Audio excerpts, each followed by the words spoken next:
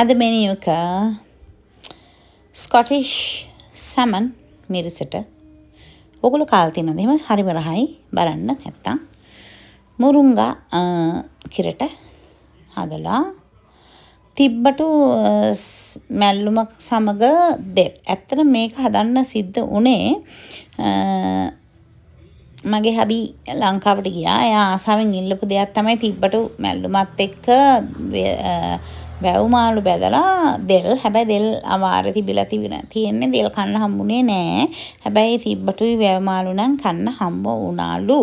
ඊයේ මං අහපුවම මොනවාද ආස කන්න කියලා. කිව්වා මේ මුරුංගා කිරට හදලා මැල්ලුමක් මොන හරි එක මාළු කන්න ආසයි කියලා.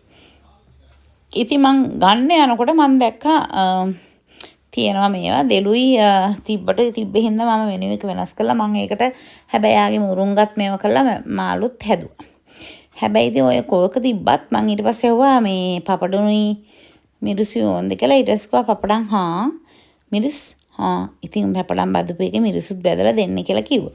හැබැයි ඉතින් ඒ ඔක්කොම කරලා මං රහට හදලා දුන්නා.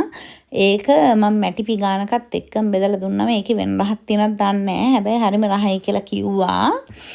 බුරිය උල් වෙලා තියෙන්නේ දැන් නම් කාලා කියලාත් කිව්වා. හැබැයි ඉතින් කොහි රටේ ගිහිල්ලා මොන දේ කෑවත් අපේ රටේ කෑම වේලා කාපම් පුදුම රහක් දැනනවා නේද?